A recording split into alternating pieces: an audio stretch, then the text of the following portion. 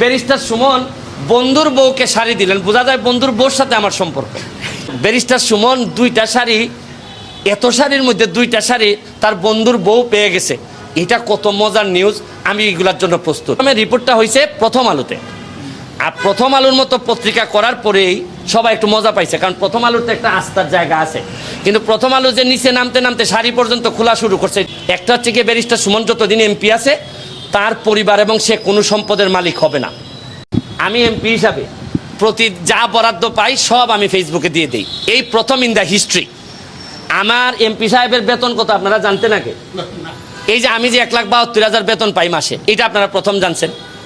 আমার এলাকায় 50 বছরের ইতিহাসে কোনো এমপি বলেন নাই যে ঈদের সময় যে জননেত্রী শেখ হাসিনা যে কিছু উপহার পাঠান শাড়ি, এখন 500-700 শাড়ি পাঠাইছেন উনি।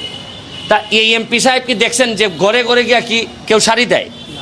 শাড়িটা কি করেন উনি বন্টন করে দেন যে সাবধান, কোনো শাড়ি বিক্রি করা যাবে না, তুমি গরিব দেখে দেখে তুমি মানুষকে দিবা। এখন আমার যারা বন্টন করছেন এর মধ্যে একজন প্রতিনিধি, উনি আমার বন্ধুর বউ উনি গরিব বিবেচনায় দিয়ে দিছেন। এখন আমার বন্ধুর অবস্থা কি জানেন? 95 আমি মেট্রিক দিছি, যারাই 95 দিছে এরাই কয় বন্ধুকে আমার জড়াই ধরে। আমি কি না করতে পারবো? ভাই তুমি আমার বন্ধু না, আমি ফুটবল খেলি।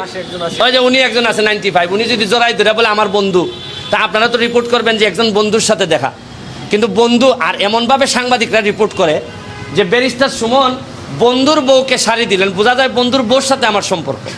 মানে রিপোর্টের ভিতরটা উপরটা এরকম না, রিপোর্টের উপর ফেসবুক রিপোর্টের উপরে প্রথমে রিপোর্টটা হয়েছে প্রথম আলোতে, আর প্রথম আলোর মতো পত্রিকা করার পরেই সবাই একটু মজা পাইছে, কারণ প্রথম আলোতে একটা আস্থার জায়গা আছে।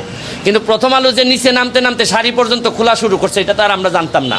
তো আমি এটা তো বলছি যে ভাই আপনি একজন এমপি বা সরকারি কর্মকর্তার বিরুদ্ধে অভিযোগ আনবেন যে আপনি কি সরকারি মাল বিক্রি করে দিচ্ছেন কিনা। এখন আমারে বলা হয়েছে গরিবদেরকে দেওয়ার জন্য। এখন আমি যদি বিবেচনা করি যে আপনি মনে হয় গরিব ভাই, তা আমার বন্ধু উনি যিনি দাবি করলেন উনি করলেন কি, বললেন যে না আমি গরিব না, আমি আরেকজন গরিবকেই শাড়ি দিয়ে দিছি। এই হচ্ছে গিয়ে ফ্যাক্ট।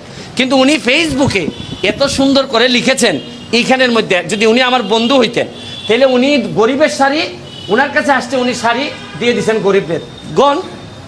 আর শুনেন, হাজার হাজার কোটি যাচ্ছে, বিক্রি হয়ে যাচ্ছে, কেউ কিছু বলছে না।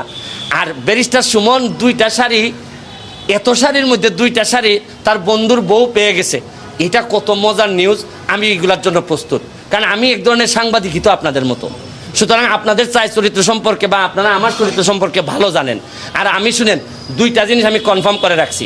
একটা হচ্ছে কি ব্যারিস্টার সুমন যতদিন এমপি আছে তার পরিবার এবং সে কোনো সম্পদের মালিক হবে না।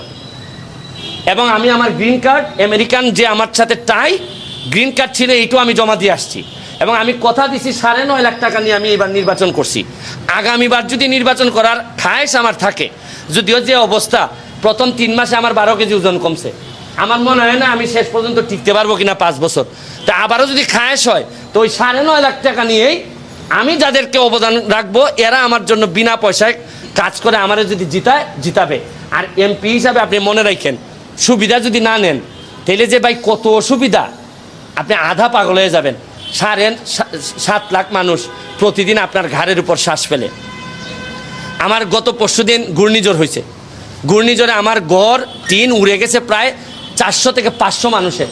আর আমার দায়িত্ব ধৈর্য দেওয়া হয়েছে 47 বান টিন। মানে আমি 47 জন মানুষকে 1 বান করে টিন দিতে পারবো।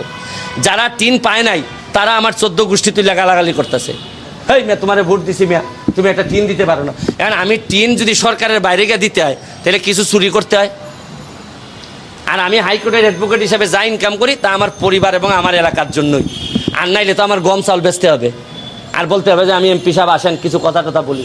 তো এইগুলা বললে তো আবার আপনারা সব রেডি আছেন।